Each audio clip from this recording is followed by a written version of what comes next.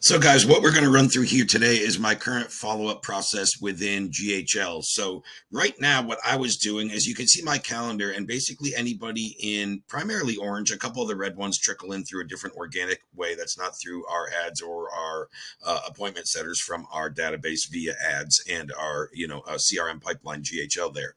But what I'm doing right now is just going back to anybody I've spoken with in the last recent couple of weeks. So, all of these, I would go in and in specific, I just kind of finished off doing this and I'm filming to kind of recap the whole process and walk you through it. So Mike was the last guy I messaged recently because I know these two I'm still in conversations and already have appointments set. You could probably see them on there in the next week or two. You'll see those guys' names again.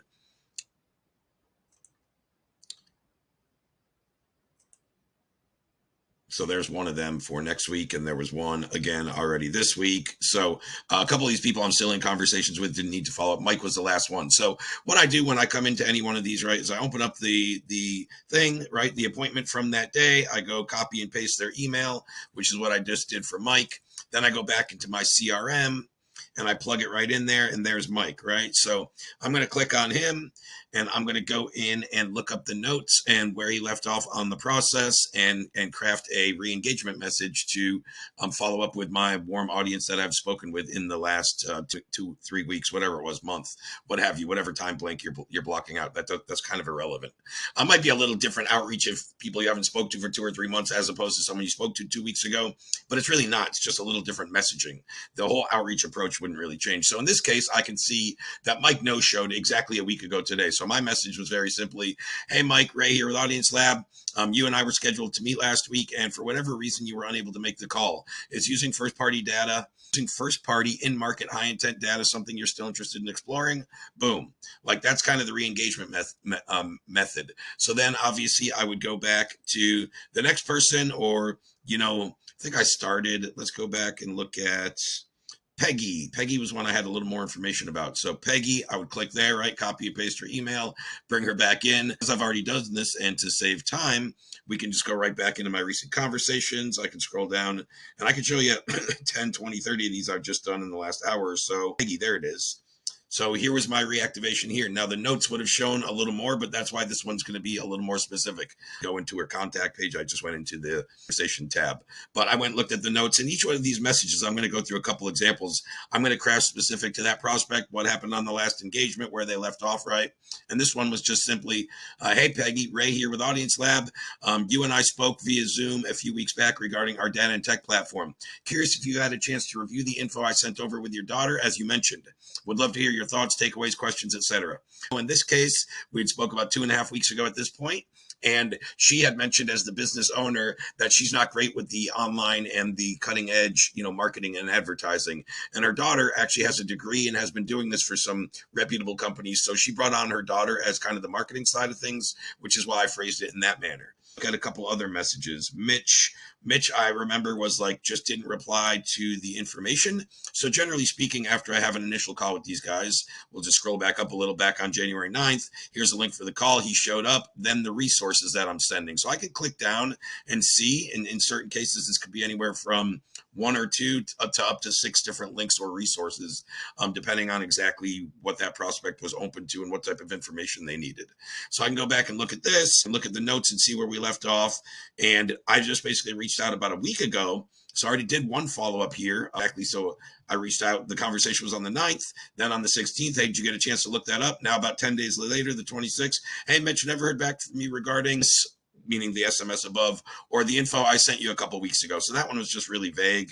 Cambry was one I just reached back out to. And again, all this, you can see like the time frame here was 109. It's now 2:21 my time. So this is all like within the last hour and a half. I've just been running some re-engagement, type of messages. So, hey, Cambry, happy Friday. I enjoyed our chat via Zoom a couple of weeks ago. Curious if you've had a chance to look over the resources I sent you via email and or add any further thoughts regarding our discussion. Right. There was one that just replied really quickly, and you'll start to see some reply. I'm also doing this on a Friday afternoon. It's not the best time to start re-engaging people, but you're always going to get replies. This guy just re-engaged. So here was today's message, January 26th. Hey, Joseph, Ray here with Audience Lab. I know we last spoke via Zoom a couple weeks ago. Curious where you're at in terms of what we discussed, using our data and tech platform, right? And he came back saying, almost ready to pay. Thanks. Gotcha. Let me know if you need anything else. He came back, can you send me 2 invoices or one with all 3 year and for only month-to-month services? So he's mentioning, and just to get clarity, I was like, so we have different offers. I was like, you want the DAS offer that we discussed for you and the difference in annual versus monthly pricing, as well as the individual or our single product packages, we call them, actual invoice, not like the plans but the links. So he wants a proposal and an invoice sent over, so myself or a team member will get on that. That just happened 20 minutes ago there, and I'm just seeing his replies now. That's why I was left in the unread column, and it's got the little notification, right? But I just went through and did 15 or 20. I can go through 1 or 2 more. I think Lucas, I expected to kind of convert, so I'll go down and look at his message too. Some of these are a little more in depth. Some are a little. Hey, Robert, Ray here again from Audience Lab. Curious if you've had a chance to review the info regarding our data and tech platform I sent over a little over a week ago. This might have been similar. Yeah, happy Friday, man. Ray, we spoke a couple weeks ago regarding have you had a chance to review the info I sent over. So a lot of them is just seeing and kind of holding them accountable because throughout most sales processes, there is an education process. Oh, there's another one. I believe I just messaged this guy that's just coming through 2 minutes ago. So we'll see one. So, hey, David, Ray here again from Audience Lab. Did you get a chance to go through the info I sent over early last week?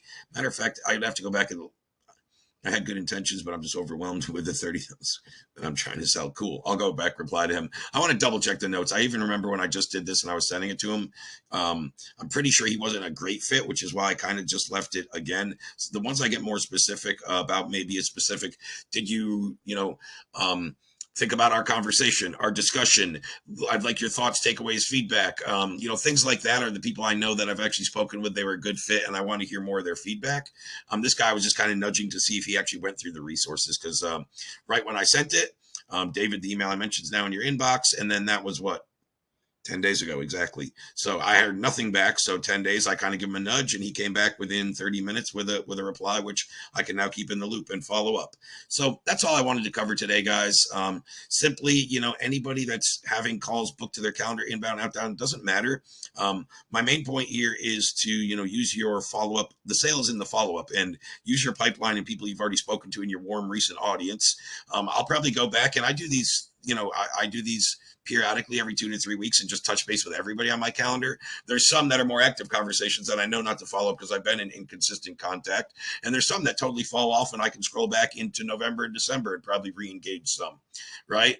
Things like that. So that's all I wanted to cover here, guys.